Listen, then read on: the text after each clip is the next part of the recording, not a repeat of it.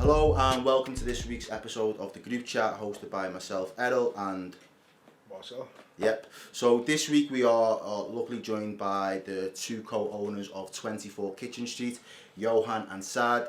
Gents, nice one for coming down. Thank you for joining us. No problem. Thanks for having us. First of all, how are you guys doing? Everything been alright?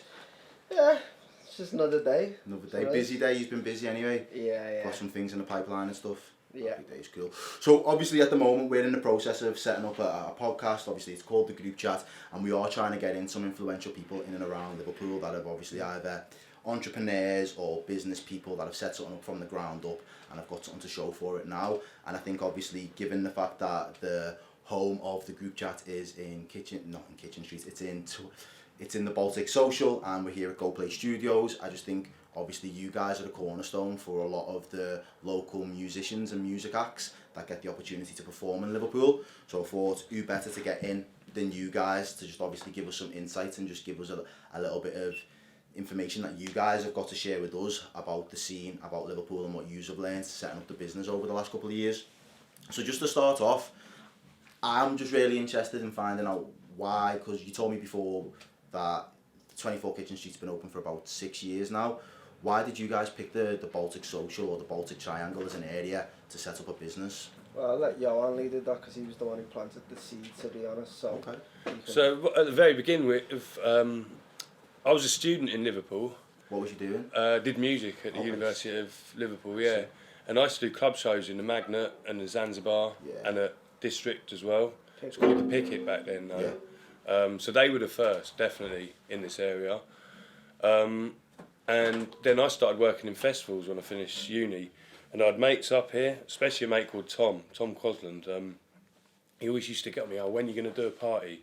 When are you going to come back up here? So he was the one who said, there's this area in Liverpool called the Baltic, loads of warehouses, that kind of stuff. Because we'd done a couple of warehouse parties, and Saad had helped out as well. We'd done one in Kensington, in the bakery. Oh, was you responsible for the bakery did that, as well at the time? Okay. So I know for you guys used to go down to that rave back in the day. That's it, yeah. The first party, Ioan was responsible for the bakery, okay. Yeah, that was it, yeah. I mean, that took on a whole life of its own. Yeah, they're still doing them now. So that gave us a taste for it. So we came down here and we spent days like looking all around for someone. I think we went to the other side of town by the hospital past there. Do you know towards that? Yeah, Islington. We went around there, different areas. We were just doing like it's a completely different vibe up there, though, isn't it? Yeah. But it still would have worked for us, and we were just like looking for an old warehouse that was empty or sort of like had old people in it who we'd give 500 quid to and have the whole weekend, put a bar in and do a party, as opposed to sort of like using a conventional club. Yeah, and makes sense. So we're doing a door to ages, and I remember it was like a Sunday, there was a to-let sign, and it was completely different from how it is now, as you guys know, innit? There was no flats, it was much, there was less traffic, there was less people about, there was a lot more derelict and empty spaces. It was a ghost town, and there was a big to-let sign on the warehouse that's now being demolished next door to us, and I called it because it's Sunday, no one answered, so I thought I'll try and save it. So I got my phone out, and there's two old guys outside 24 Kitchen Street, and I was like, before I saved it, I was like, how big is it inside? And they were like, it's twice the size of this place. And I was like, well, okay, let me have a look, just so I could work out whether I could be asked to save that number. Went inside, I was like, well, okay, this could work. I was like, how much for the weekend? And they were like, we're selling it. I might as well tell you. And it was like, go on, how much? And they were like, 130 grand. So we was like, right, shake on it. We didn't really have the money, but it was just like, couldn't really resist. so then we just like delayed for about a year. We just put them off. Had to try and get a team together, a couple of investors. And eventually we got a mortgage, we bought it. And then we spent 3 months just sort of like ripping it out. But it was very much like, okay, now what? It's a bit bitten off a bit more than we could chew here, do you know what I mean? And then Saad had come round and shown his face a couple of times. Like me and Saad Saad was pretty much my first mate in Liverpool in 2003. And he'd come through and he was like, yeah, if you need a hand, because I knew Saad had worked in bars and stuff, and we had no background in that. I'd done like garage and grime and drum and bass nights, but you can't really set a club up in Liverpool off those genres. and keep it going. You know what I mean? You say that, but I still feel that you guys have provided a platform. Definitely, for the it's local a artists key in part of Liverpool. what we do, but it's not the only part. Yeah, And no, absolutely. and as well as that, you need to know how to run bars and stuff like that better than what we did. So So that was your experience. Then you come from a. Well, the first night I just came in to give a hand just as a mate, and they were like they were up the wall, still finishing the stairs and putting doors on within an hour before the first event. yeah. And it was like. Well, no, we'd only done one event. Yeah. Innit? Well, I Which think was- on the first, they done one of it, and then I think I was like, lads, you got no fridges, no nothing. So I went, go on, I'll go have a look. So got a fridge, and I was like, okay, gonna have to do bins with ice for the beer. So it's just like bottles in, black plastic dustbins filled with Yeah, ice. your hands would like freeze by the end of the night. By the end of the permanently night, going whatever in you that way. haven't sold, that sunk Yeah. to the bottom, the label would come off. And then like eventually it just became, I just became a part of it, like not too long after. So that he filled in a vital cog that was missing, and we needed the extra manpower as well, because it was just me and this guy Tom at that point, and it was like we were running out of ideas, energy, the will to do it. So okay, then in that sense, what was your sort of like 5-year plan with it all? Then, The Oh man, the 5-year plan was to get all the way upstairs, rooftop terrace, the lot, me moving back to London, setting up down there, and about 2-3 months in, the 5-year plan was just to be open, just to actually do some nights. Yeah, it was a lot harder than we thought it would be coming as the in. doors open, like there was still stuff that wasn't done that needed to be done. So every day you're in there, relaying that cement, putting that up, repairing something that was broken from the last event, still cleaning from the last event. I always remember there was stairs at the back were like wood rots and they were slimy. And it was like it didn't matter whether it rained or them stairs. Yeah, No, the you'd You'd railway be tiptoeing sleepers. down the stairs at the back. On our first night ever, before we opened, like 48 hours before the event, there was no stairs out the back. It was like a 5-foot jump, just nothing. And my mate Danny Owusu, he came in and just built the stairs in like 2 days, and it was like, yeah. So there was a lot of that kind of stuff. But that's what I like. I feel like those elements, obviously, at the moment, it kind of represents this area. It is a lot of people coming together and DIY culture. DIY, Yeah. and collaborating with either their ideas or their skill sets and bringing it together to a new team that's just newly established and said, right, this is the idea. Oh, and let's run with 100%. it. And loads of like, we've actually like, because it's a mixture of like industrial and kind of like more like technology, we've actually like borrowed tools off a lot of the old businesses, and the old guys have helped us.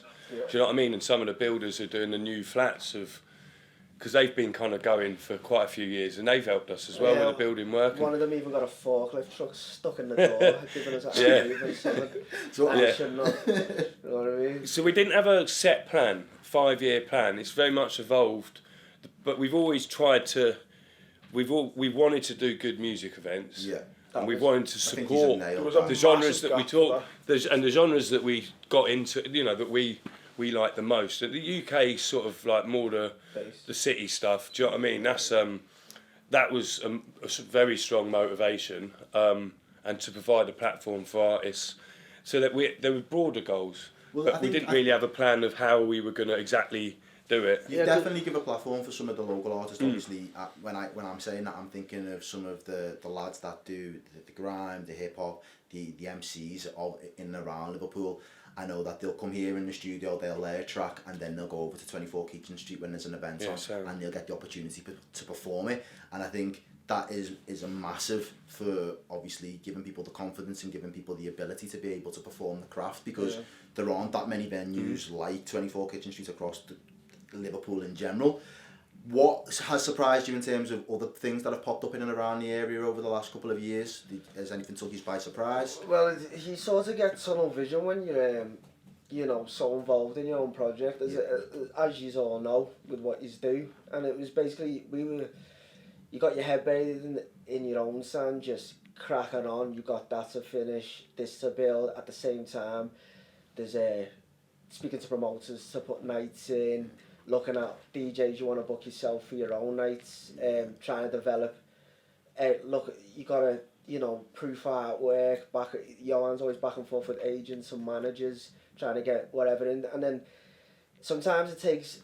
Sometimes when you go away for a couple of days and then you come back, you're like, oh shit, what's happened here? Yeah. You know what I mean? It's like it's happened around you for like months, even a year. Yeah. And then when you add like some fresh eyes and you come back and see like, oh shit, it's happening again. It's really happening around here. Like, where's this come from? You know what I mean? And the music can surprise you as well. So even like the culture deck stuff, like Saad had worked mostly on that with the culture deck lads, and I hadn't been so involved with it, and then I came and seen one of the ciphers, and it was like, wow, okay, there's some like pretty serious talent here. Yeah, in my head I was thinking, if this was in London, like it'd be going these would be names. Do you know what I mean? Yeah, with like 100,000 followers and shit on their Instagrams and. Because now we've got a southerner in the room. Do you, in terms of the culture for the music, then, how far behind is Liverpool? Well, I mean, in general, it is quite far behind. Especially for sort of like some of the cooler and newer stuff. Do you know what I mean? In terms of like tech house, it's probably right up there. Yeah. You got like the camel flats there from Liverpool. Yeah, and I'm showing my own bias. Do you know what I mean? Like we prefer sort of like the kind of like the sort of, I don't know, urban stuff. Do you know what I mean? There's definitely, so the artists that have come through with the culture deck thing, they're not behind at all. But the I guess there's only very small segments, isn't it? Little pockets in Liverpool. If you look at London, it's like. It's so big. It's like the floodgates have opened in London in every single avenue in terms of it's so media, music. Like Toxteth would be like one part of one borough. Yeah. Do you know what I mean? And it's the whole city got boroughs that probably got those demographics are active all over in every borough. Do you know what I mean? So Ioan's points out a great point on the rap and the gram scene for Liverpool. It's like London. What brought it so far along was the pirate radio, and basically. Like, it does make sense. This is coming from Ioan's experience of seeing it from that side as well. It's like they constantly have got a platform to practice and hear themselves back, and and because that scene didn't really exist here, the practice is only in your bedroom, at the studio, and then on a show. Yeah. So it's like the development of the talent's a little bit slower compared to what happened in London because. Like you say, they were there every day. Well, do you know what? That makes sense though. But that's why, obviously, leading into my next point really is that's why I think it has been so important for the likes of the artists that have had the opportunity to perform in Kitchen Street over the last couple of years. What is the biggest change or the biggest challenge that you guys are going to face in 2020? Developers and whether the council's going to back us and to what extent or not. So for anyone who doesn't know, do you guys want to give us a bit of a rundown of what the current situation is? Are you able to talk on it? Ioan's gone mostly into depth on that side of it. Yeah, so in a nutshell, it's like, so we've got a big block of flats going up next door. They're trying to say that we need to reduce our volume a little bit. They've spec'd it to a certain amount, and they basically came to us a couple of years ago and said, look, we've done all these surveys, you're too loud. You need to reduce it, and we've proved it. So we were like, okay, well, we're going to look into it, but we're going to get our own surveys done, because, it's like if you go to court, you need your You're not going to take their word, because they're after protecting their profits, innit? So we got our own acoustic surveyors in. They said, yeah, there is an issue because their spec is not going to cover the noise we're making. 7 dB's the difference. But they said they haven't proven at all that you're too loud. They can't. So what they tried to do. So it's just a speculation from there. Well, yeah, they tried to go into other flats and like surrounding houses and measure from like they're supposed to do it from the bedrooms or the living rooms, and because we didn't have any noise complaints, they couldn't actually get into any of them. So they did it from like a corridor and on a pavement outside a house. And our guys were like, a pavement outside a house is not the same as in a house with the window shut. Yeah. It's supposed to be with the window shut. We all know that that's going to make a difference, isn't it? If you hear something outside, you shut the window. So basically, we've got this sort of like gap, and then the council just turned round to us and just said, oh, we think everything's going to be all right. If you've got events that are too loud, just get a temporary event notice. They used the example of Ecomouse. Do you only get 12 of those a year? It's now 15. Okay. But yeah, not many. And then we looked at it, it's like 80%, so like 160 of our events, pretty much all of them, would be too loud. But they use the example of a reggae concert, which is like in like this age, that you think, have you got a PR department to get a temporary event notice? And we're like, well, why should we have to get temporary event notices, even if we could cover them in 12 or 15? Why should we have to get them for certain events when we should be allowed to do them? Do you know what I mean? It should be on them to cover it, not us. So because like the planning rules are, if you show that you're a nuisance to existing residents, then you have to, obviously we'd have to conform to this volume change. But usually the existing residents in this case, aren't you? No, exactly. Yeah, but also with all our survey and their survey, we both proved that we weren't a nuisance to existing residents. They actually took readings in a woman's house in the living room. Some woman she had her own complaints from day parties, which we were given a license for by the council, because we've had a temporary events notice for the day, and that's what her argument was, which was something that we were given a license to do. So it was already pre-approved. Yeah. So the stuff at night, which is what we've been talking about, basically. Yeah. Stuff at night, we haven't basically. It's up to them to ensure that the sound isn't loud enough for their residents. They need to put the necessary building infrastructure that our sound doesn't affect the way they live. Okay. But the planning, the council, they're trying to save funds. Yeah, so the council and they're just trying to save themselves a couple of $100,000 basically. And the council's approach seems to be that they seem to think that we're probably a bit loud and we could be quieter and it'd be fine. And what we're saying is, why should we be quieter? Why we want artists to come and be able to express themselves creatively without us having to put limits on them. It's not caused an issue with other residents. Do you know what I mean? So that's where we stand at the moment. Yeah. Fair enough. And so, for yourselves then, what would be the ideal solution? Getting that support from the council? That'd be... Just need to stand up for local creative businesses and be like, we were there first, we're not causing a problem. Because we're not, that's the thing, if we had loads of noise complaints, if the residents were... Public or residents, but we haven't, the problem, this whole thing has just come about since they've started trying to build their flats. And I think the other thing is, I was reading earlier today that, again, obviously Liverpool's a World Heritage Site for music, and it's the irony of not them protecting what obviously is the grassroots scene in the music industry here. I think it is a massive shame that at the moment, from their perspective, they're more interested in securing profits and securing short-term profits. So the mad thing is that the council, through It's Liverpool, has paid Boiler Room to film singers in Kitchen Street, and you know what I mean, and it must have cost them quite a lot of money, because they're busy spending millions of pounds marketing Liverpool as a cool, creative place. But then on the creative spaces, on the actual ground level, there's no backing, or there's certainly not enough as far as we're concerned. And it's a shame as well, because, like we say, when 6 years ago there was nothing here, it was pretty much us. You put the hard work in, built it up from literally football, and then now they want to come in at the last hurdle and say, you know what?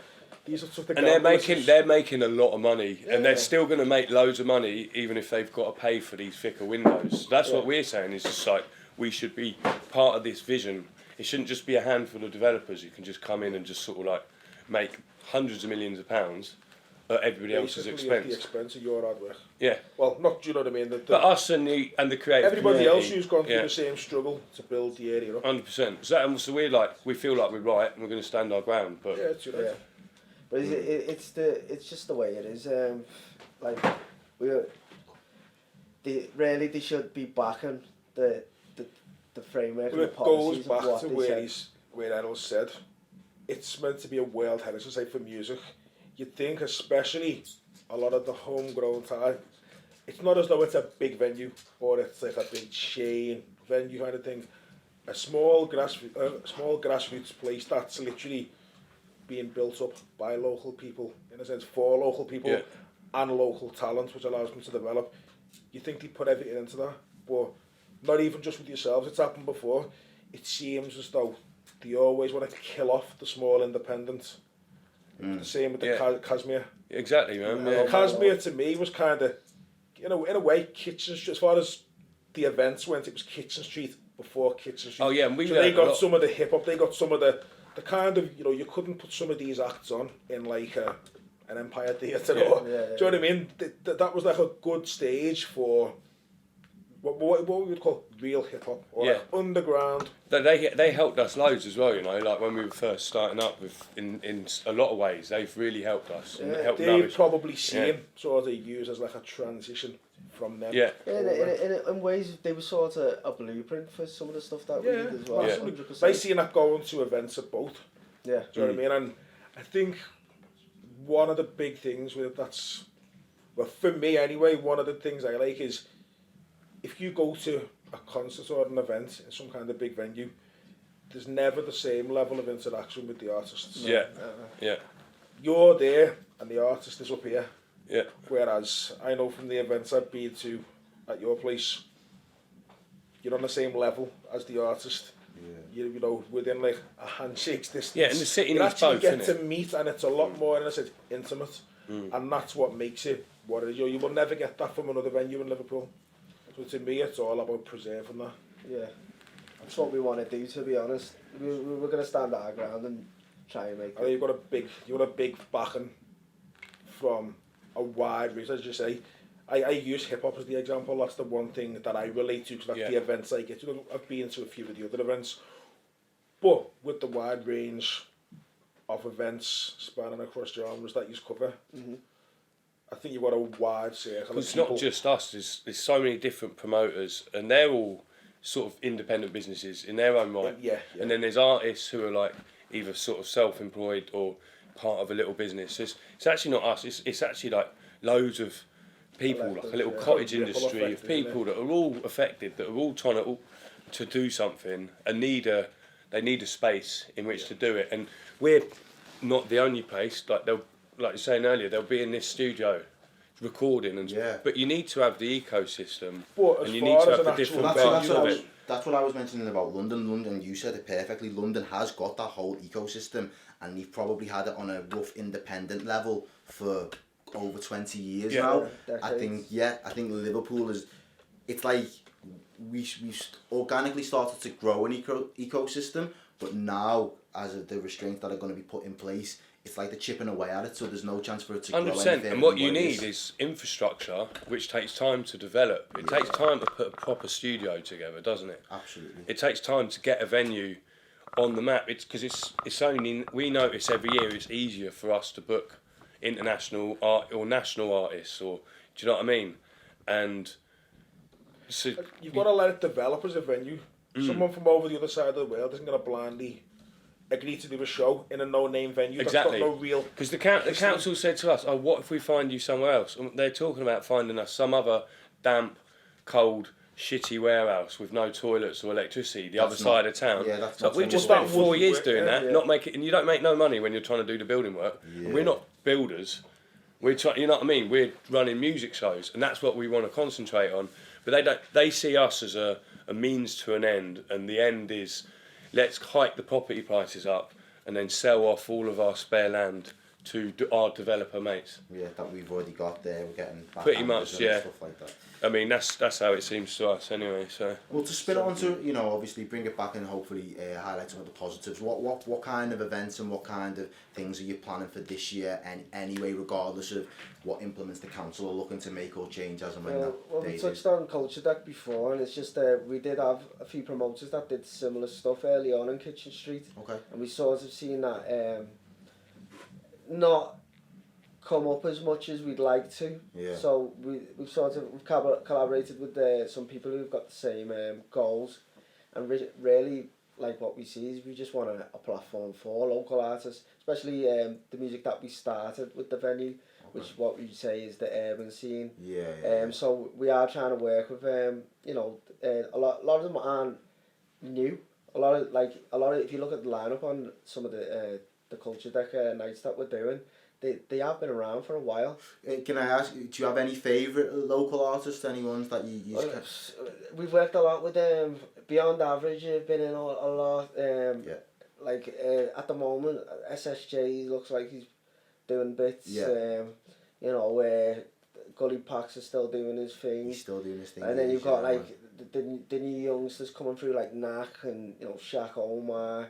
The talent pool is huge, and it literally there just needs to be a bit more of a spotlight on it yeah, now. And I think just having a platform where they can practice live, and when they do have that hit that just catapults them, just being able to be part of that journey. Yeah, and knowing how to perform live, having a venue like ours where they can start and practice and own the craft. No one goes in, no one turns up one day and overnight is performing the way Stormy performs at the Brits. 100%. That takes that, and even Stormzy getting that opportunity to perform at the Brits. I can almost guarantee you he would have had a team of people working him for that performance for weeks and months up into it, so he knew he was going to nail it. But you don't get that just off the first time. Obviously, adrenaline and energy carries you through a lot of performances when you're a bit raw and rough. But until you're polished and there's a separate craft of being able to come into a studio and record and lay a track. There's a separate craft to being able to perform that live and getting the crowd behind you and getting them involved and getting them to really back what you're bringing to the table, like. Because we see it with like a lot of the last few events that we've done with Culture Deck. It's like they come in and they'll do like a practice session or a cypher before, and you can tell they've recorded music, they've made tunes, they've got bars, and no one's taking that away from them. They're a good level, but as soon as they start practicing live, it's like they've never known how far to have the mic from the face when they move, how it affects, and it's like they're thinking about how it looks visually, and it's like no, you need to technically keep that there because that affects what the audience is going to hear through the front of house, and it's you're giving them that opportunity. Yeah, it's like 100%. you're just learning. But they deserve it as well. Do you know what I mean? It's like, and also it's good for us to have strong local musicians, 100%, because that's what will make us more popular as well. So it's not like we're not just doing it as a favour. It's a kind of like it's a reciprocal relationship. Do you know what I mean? We all like the music. Did you mention the Baltic weekend there as well? Do you just want to plug that? Give us a bit of a lowdown of what that is coming up. That's something we do across the Baltic. So we're using like District, Constellations, probably Camp Furnace, Brick Street, and a couple other spots, and that's where we try and like rep across this, mostly electronic music, but kind of like a few different sounds, different scenes, all in one kind of jam-packed weekend. Yeah, one little mini festival sort of thing, and it's so when's that going to be then this year? It's usually the last weekend of May. 29th, 30th of May. And we've had a lucky, we've done well with the bookings over the last few years. So we had the opportunity to get a few artists before they were untouchable for us. Like we've had the likes of Steph London, Octavian, Mo Stack. We had H last year. You know what I mean? So and now look at some of their trajectory. We had H about a month early. We'd have sold the whole thing out in like July, and ours was in June. It's like it was ridiculous, man. But he's another serious talent, isn't he? Yeah. We're always like trying to get them just on the cusp because it's not a shame, and it's they've done well and they deserve it. The scene deserves it. Yeah. And but when we started Kitchen Street, that scene, almost everybody was in our financial range of booking, and it literally just every year the prices were doubling and tripling and quadrupling. And we got offered Stormzy for $2,000. We're like, nah. Yeah. Trust. But we put Novelist instead because Novelist was £400, and we were like, at that point, it wasn't obvious which one was going to blow. Do you know what I mean? Yeah. But Novelist is still a sick MC, but it's just absolutely. To say that you had Stormzy now, it would have been a madness. Yeah. Yeah. Like we've had people like Cass is Dead. And that's the thing we do. Like we touch on. Loki was a sick one as well. Supporting the local artists as well. We'll always. Unless there's a friction from the agent and the management that we can't put them on, we will always put a local talent on as the supporting or the opening act, and that's always been our thing from the start.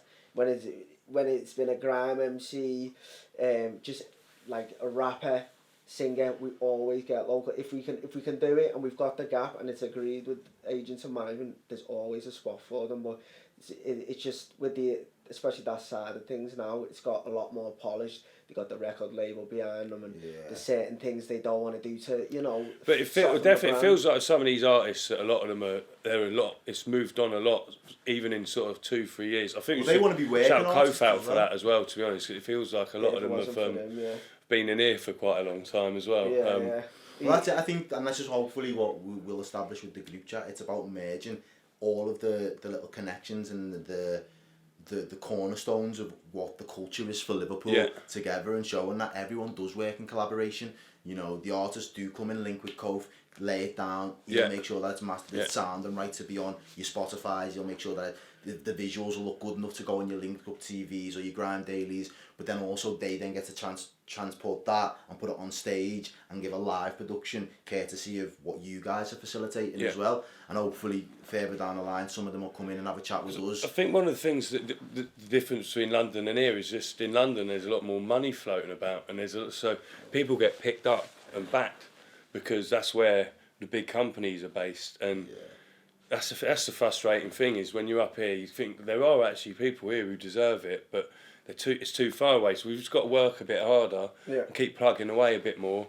Hope that the ones who, if they do get attention, also keep the light back here rather than kind of run down to London and forget about everything up here. It's going to have its time, Liverpool. It's just... Surely. Any second, it's just a given. And is there anyone from you guys that you've worked with over the last 12 months where you'd say they're the one to watch from Liverpool? Oh, there's so many. There's a few, and then even like in techno, there's an artist called Breakwave, who she lives down the way. She's really good.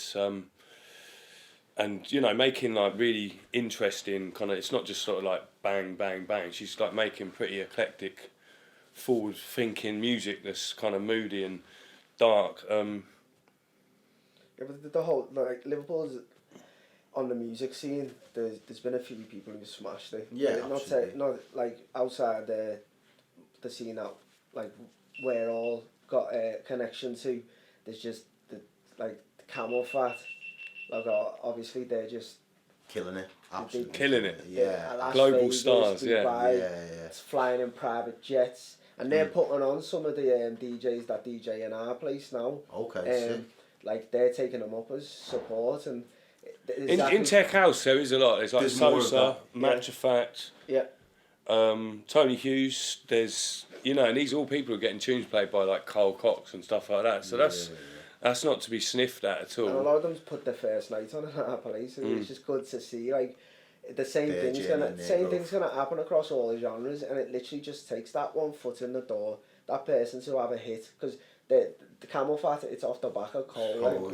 If you think with Manchester, it was like, I mean, obviously there was music before Bugsy Malone, but he did put Manny on the map in many ways. Do you know what I mean? It's a cliche now, but he definitely turned the spotlight, and it's not to say that he improved the quality of what was there, but he definitely made more people pay attention to it. And absolutely. And I think you've got the same going on with Birmingham and Nottingham. Look at there's a couple of artists coming through like random towns like Coventry. But A-Star and Trems are the obvious ones to me, who in Liverpool were like A-Star and Trems, and should be bigger still. Like everyone knows who they are. Do you know what I mean? Across the country, you can go to raves in London and you'll hear their tunes getting banged and it going off. I remember going out in London, Village Underground, and that Trems, Scouse Trapping was playing, and that was the tune that sent the whole thing off the most. Do you know what I mean? Like literally mental. So it'd be nice to see them getting like up there on the festival stages and getting paid the big money, and maybe doing the homecoming shows. I think Trems just he's working with a new deal, isn't he? I think he's got a new. Is he with Dead? Yeah, so I think that'd be wicked if some of that came to fruition, and because I think that's what. That can help move things along a lot as well, because these are really seriously talented artists who've got their own. They're different from everything else that you hear, and that's something when everybody's to a certain extent, a lot of people are sounding the same these days. So I'd like to see them get bigger. That's why regional rap, I don't even know if that's a proper term, but regional rap at the moment, I think that's why people are starting to take a liking to it, because even though the content might be pretty similar to what is being spoken about Yeah. or rapped about in London, the way it sounds and the way it comes through your speaker just sounds differently. So people are just vibing to it different because it's a completely different energy. So I think yous are probably spot on there, and I can imagine in the next couple of years some big things will happen for more of the local talents and local acts. Guys, I just want to thank you again for coming down. Thanks for having us. Yeah, no, wicked. Could have done that for hours. Well, that's it. Well, hopefully yeah. you just catch a vibe and we can come down and we can just chat, and obviously the camera's just roll and pick it up. But again, you've been hosted by the group chat by myself, Errol, and Marcel. Yeah, Now introduces himself. he's got round to introducing himself. Anyway. So yeah, as I say, guys, stay tuned. There'll be more conversations to be had. There'll be more guests. But again, big thank you to you guys, and again, shout out to GoPlay Studios for hosting the group chat, and to Andy Pink for setting up the logo as well. So we'll leave his details in the description. What do you guys think of the logo, by the way? It's good. Yeah, It's kind of cool, isn't it? man.